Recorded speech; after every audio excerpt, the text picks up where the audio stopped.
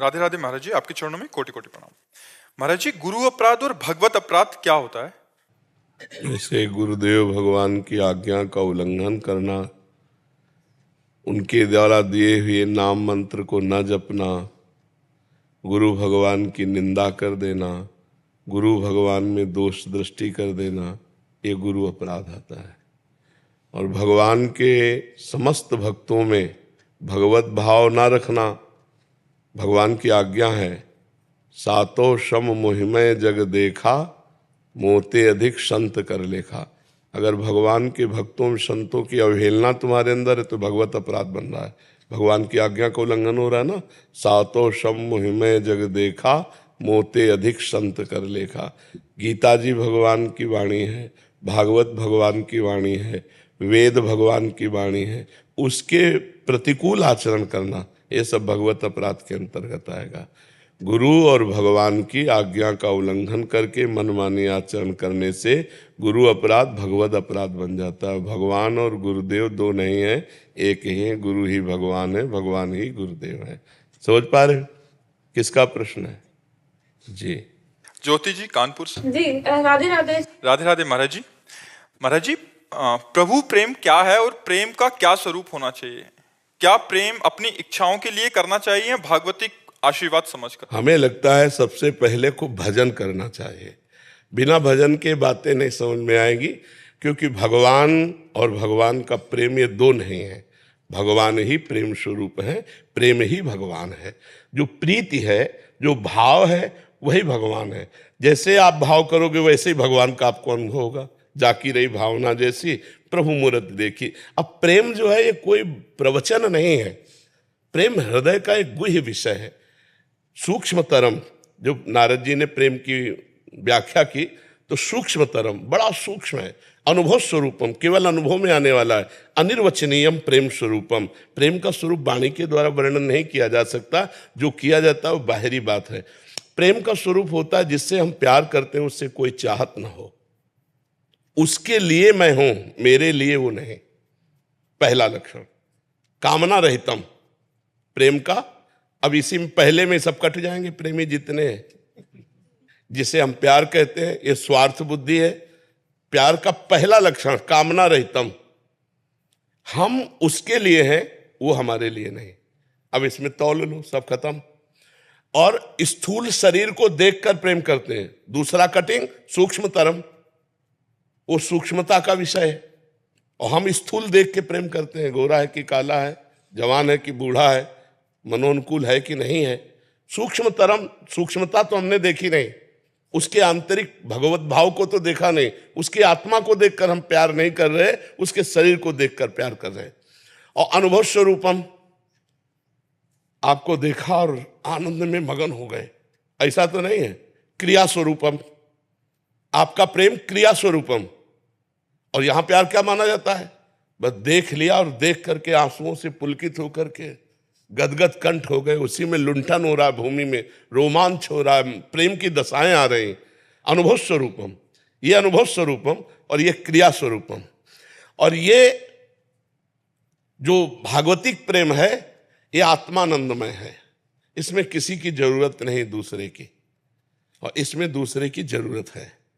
ये दो से होता है और ये एक से होता है। ये दो से एक करता है, ये एक में दो भाव आ जाते हैं। हम अपना भाव भूल करके स्त्री और पुरुष भाव में आ जाते हैं। और प्रेम गलियति सांकरी तामे दो न समाये, ब्रह्म नहीं माया नहीं, नहीं जीव नहीं काल, अपनी ही सुदिना रहे एक रहो नंदलाल। ये प्रेम की स्थिति होती है। अब इस प्रेम को पाने के लिए पहले डट के भजन करो। भजन होगा नहीं तो प्रश्न उत्तरों से लाभ ज्यादा नहीं मिल पाएगा। भजन करो, खूब नाम जप करो। करती हो नाम जप? हाँ, खूब नाम जप करो। और इतना नाम जप करो कि नाम जपते जपते रोना आने लगे, और भगवान से मांगो कि मुझे नाम जप दे दो। नाम जप करते हुए नाम की इतनी भूख बढ़ जाए कि आपसे जैसे कोई पूछे नाम जप करते हो तो आप रुक जाओ, कि वैसा तो नहीं होता जैसा होना चाहिए। उत्तर क्या होना चाहिए? जैसे उत्तर आया बहुत जप करते हैं, ये बताता है कि अभी नाम की चोट नहीं लगी। नाम की जब चोट लगेगी भजन की तो वैसे हो, एक लंबी सांस खींचोगे और कहोगे वो तो नहीं होता जैसे होना चाहिए। जैसा होना चाहिए वैसा। ये पूरे जीवन भूख बनी रहती भजनानंदी की, पूरे जीवन रात दिन भजन करने पर भी एक पीड़ा है कि हमसे भजन नहीं होता।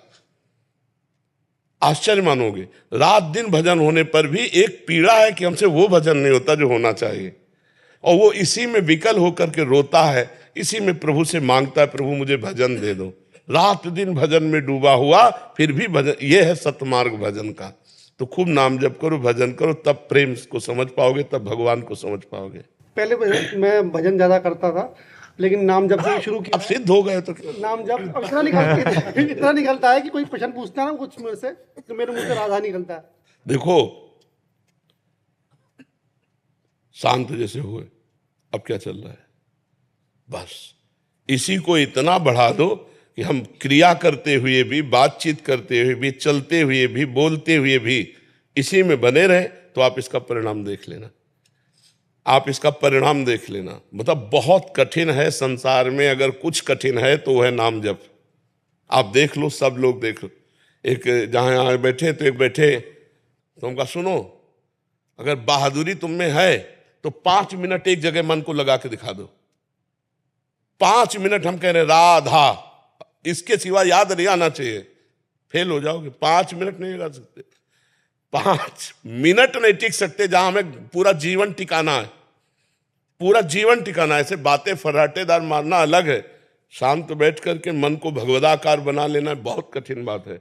उसी की तो प्राप्ति के लिए हम प्रयासरत है।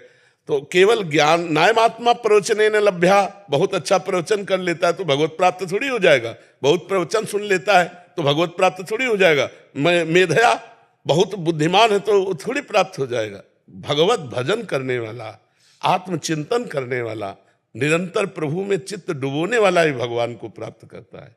जी रमेश जी, इंदु जी, राधे राधे राधे राधे। महाराज जी, आपके चरणों में कोटि कोटि प्रणाम। महाराज जी, पिछले कुछ समय से आपका सत्संग एकांतिक वार्तालाप श्रवण करने का सौभाग्य प्राप्त हो रहा है।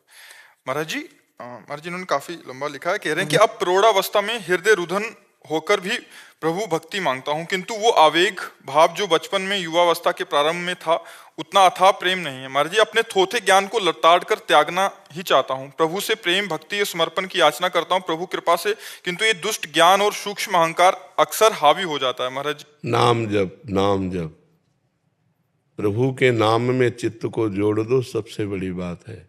संसार का चिंतन छूटना ही साधना है, भगवान का चिंतन होना ही साध्य है।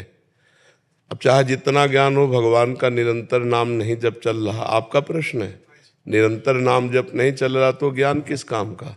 भगवान का अनन्य चिंतन नहीं हो रहा तो फिर को ज्ञान का कोई महत्व नहीं रहा।